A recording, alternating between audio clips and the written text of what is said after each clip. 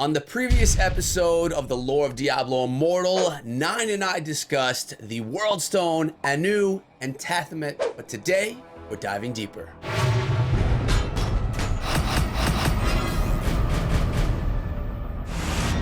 What is up, my friends? My name is Echo, and I'm really excited to be back with another lore episode, filling you guys in on what went on in the lore of Diablo between Diablo 2 and Diablo 3, where we lie right here with Diablo Immortal. I have Nein with me here again today to help with the storytelling, informing all of us on this lore. Nein, how you doing today, man? I'm doing pretty good. How about yourself? I'm doing great. I'm really excited about this series, and it seems that a lot of people that watch the channel are excited about it as well. So let's dive into episode 2. What are we going to be talking about today?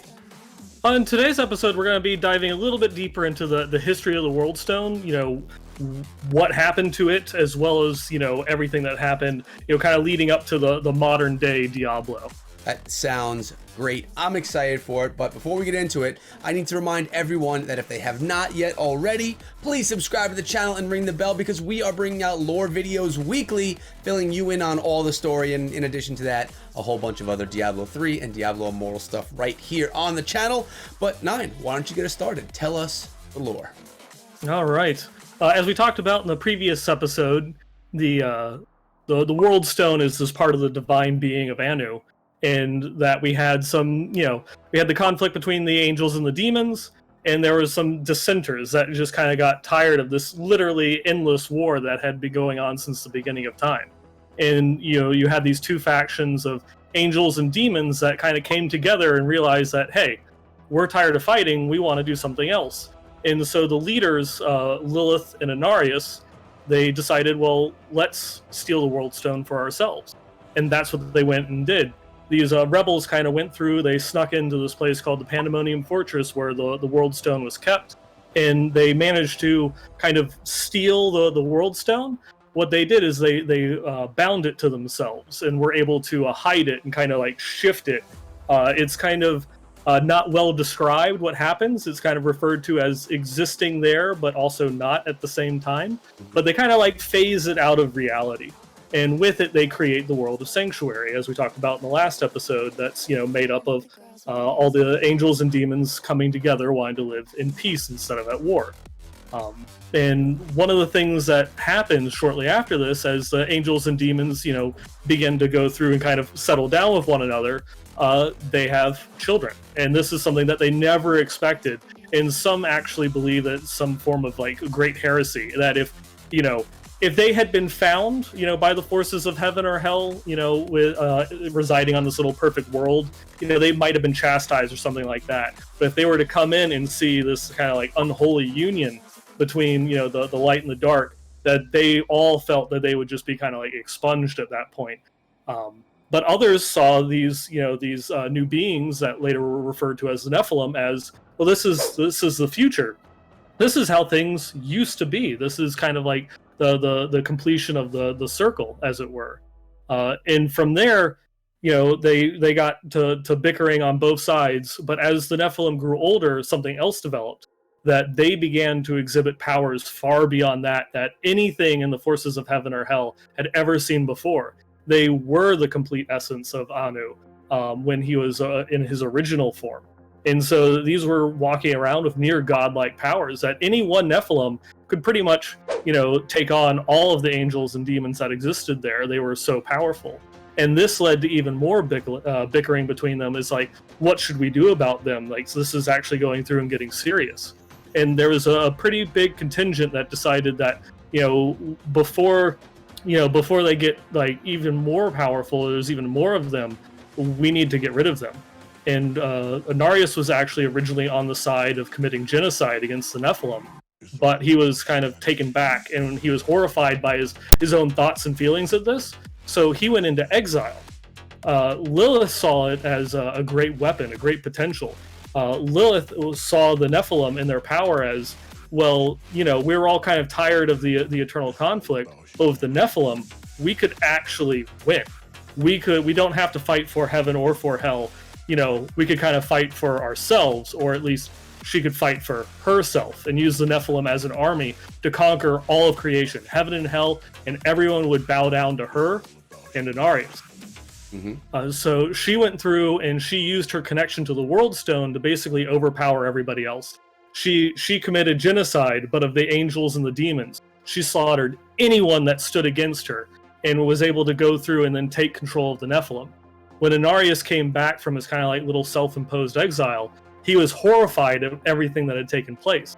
And when he was confronted by Lilith, she kind of offered him the chance, we could rule together. But this was just like, it was the complete opposite of him being an angel, that he couldn't bring himself to do that. And so the two of them clashed, and Inarius eventually won. He still was in love with Lilith, but he couldn't bring himself to kill her. So he just banished her, to the abyss, which is like this realm that exists outside of creation, kind of like the void. So we basically had an angel in love with a demon for everyone that's kind of like brand new around here. Like, is that like good and evil were in love? Yeah, that's the whole being of all of the Nephilim. Inarius and Lilith, who were the leaders of the rebellion, they were also lovers. And so there's any of the pairings that were between an angel and a demon resulted in a Nephilim. And Inarius and Lilith are kind of referred to as the father and mother of Sanctuary, since it was their rebellion and they were the first one to have children. And then, of course, there's more that goes into it once you start getting into the closer Diablo lore about Lilith being like the mother of humanity. We'll get to that one in a little bit. Okay, cool. So far, I feel like I'm saying nothing, but I just want to sit back and listen to you tell this story because it's good information. I hope everyone's enjoying it. So I'll sit back more and let you continue. All right, thank you. And basically from this point, Lilith is banished, and Inarius is now left with all of the Nephilim, and he still sees them as a threat, but he can't bring himself to destroy them. And so he actually goes through and uses his connection to the World Stone and alters it so that way it acts as like a giant dampening field, and it lessens the power of the Nephilim. There are some Nephilim that think that, well, this isn't fair, it's like you're punishing us for something that we had no control over, and they try to rebel against him. And now in any other circumstance, any Nephilim should be able to stand against just a regular run-of-the-mill angel.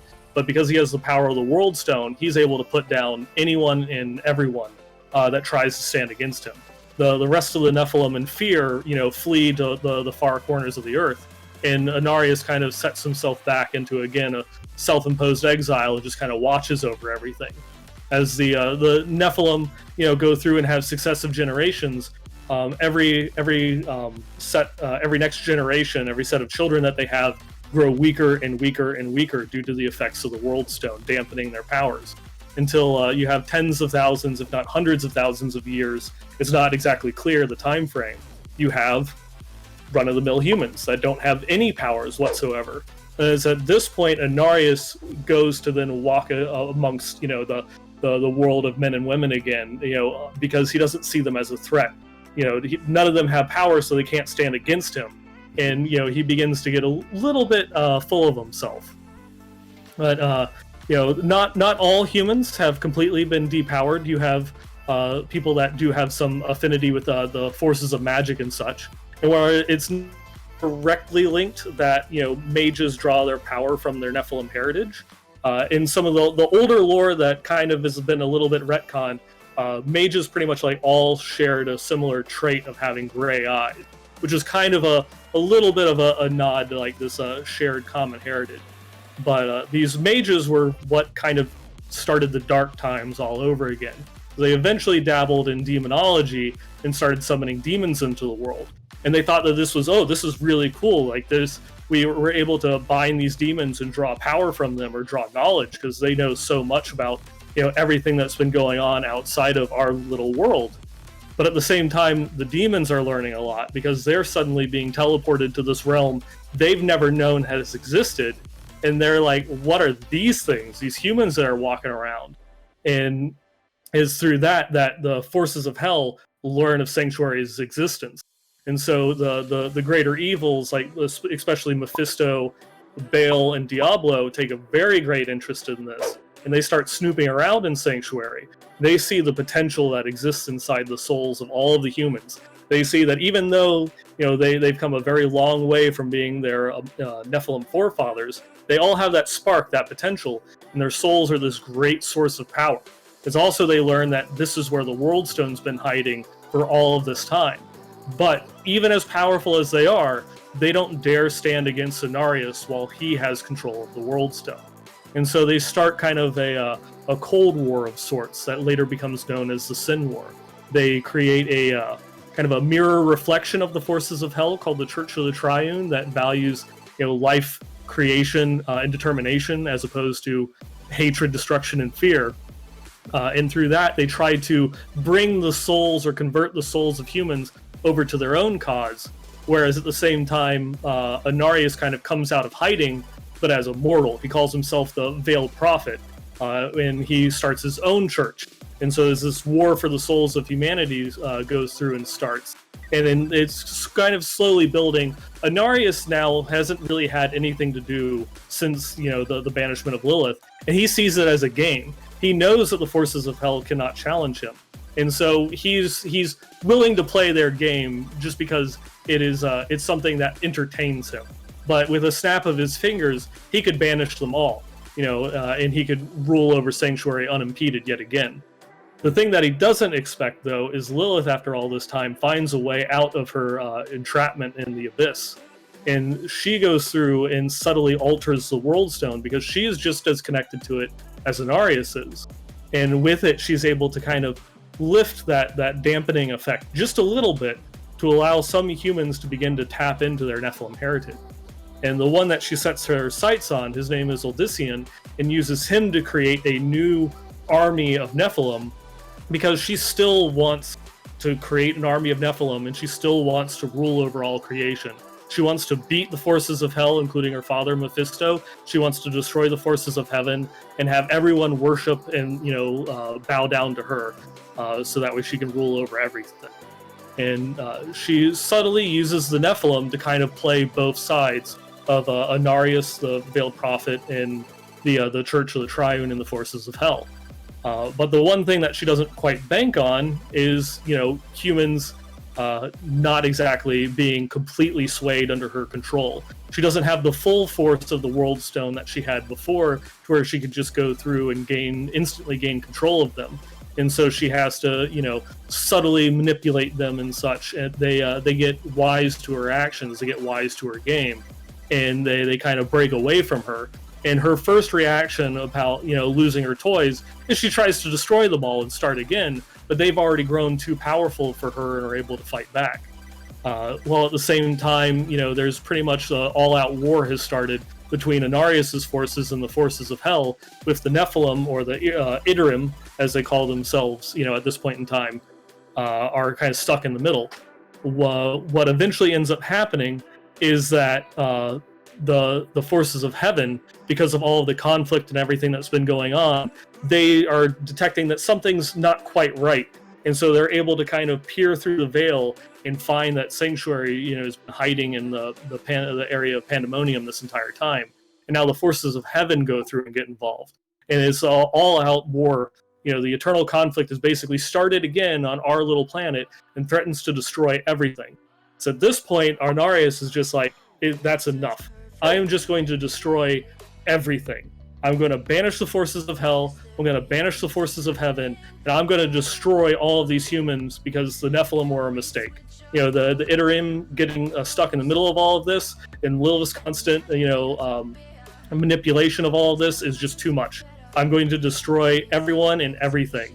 Lilith goes through and tries to stop him, but he's been attuned to the World Stone now far longer than she has, and he's able to just go through and banish her to the Abyss again. Basically, he's now still can't bring himself to kill her, but there's definitely no love lost there. He then goes through to try and destroy everyone else and kind of restart Sanctuary from scratch, so that way it can be his own perfect world for just himself. But Odyssean has become so powerful and has tapped into his core heritage that he's actually able to fight Anarius for control of the World Stone, and actually succeeds in ripping the World Stone away from him. And with it, Odyssean is able to banish the forces of heaven, banish the forces of hell, and kind of bring a stalemate to everything. But in doing so, he actually ends up having to sacrifice his own life for it. But even after he passes away, Inarius has basically been barred from accessing the powers of the World Stone. And so the leaders of heaven, the Angir's Council, and the leaders of hell that are represented by just Mephisto go through and appear on Sanctuary. And kind of at this point in time, like, all of time is stopped while they have this kind of discussion about what's going to happen.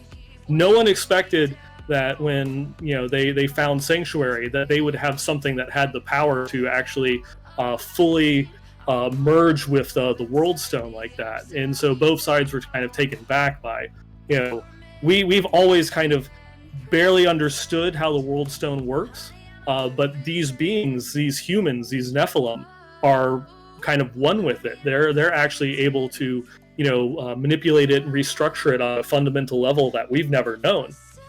Maybe we should see what happens, let their own history take its course. And so for the first time since the beginning of time, an armistice is called. The forces of heaven and the forces of hell kind of agree to a peace talks. And so they go through and they say that Sanctuary is now neutral territory. Neither side is going to attempt to touch it or manipulate it in any way. And it's at this point, Mephisto, as a token of appreciation, asks that they give him Inarius.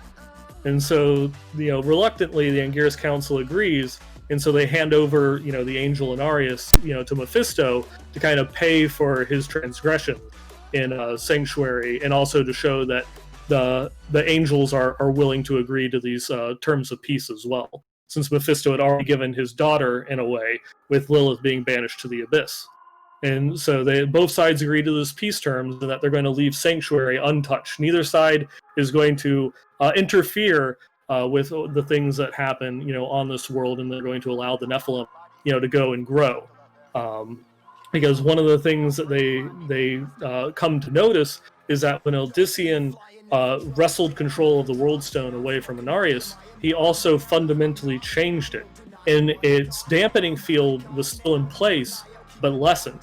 And it would now reverse. It would begin to lessen over time and slowly allow humanity to regain their ability to become Nephilim with successive generations. Though it would take quite some time for this to happen. And with that also, the angels and demons, together were able to somehow use their forces. This is one of those kind of hand wavy events where they erase the memory of the Sin War from everyone involved. So all of humanity basically forgot that, the ground opened up and demons came out and the skies opened up and all these angels came through and started fighting and destroying everything. Right. Yeah, but and that kind of leads us up to what would kind of be the modern day Diablo. Because this truce kind of stays in place for a few thousand years without anybody manipulating. But, whereas heaven is kind of sitting back and being like, we don't really trust these guys, but we're at least we'll abide by them. They're living beings, even though they're a threat.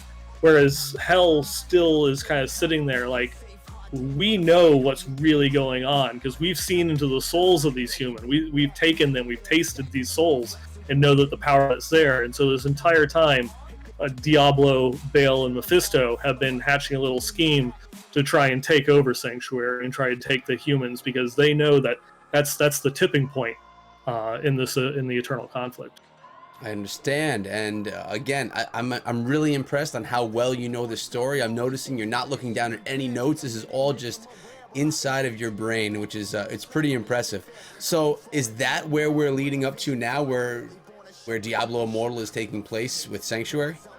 We're still a little bit removed from it, but pretty much as we go into this next part is going to be everything that's kind of the modern era of Diablo that's existed within the games that we've played.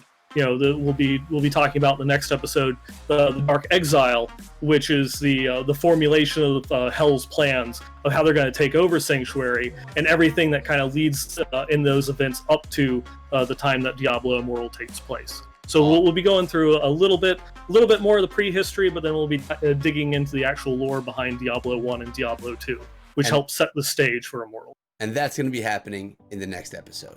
Well, Nein, thank you so much for that story. I really love listening to it every time. This is episode 2 with more to come, and I can't wait for you to come back on the channel.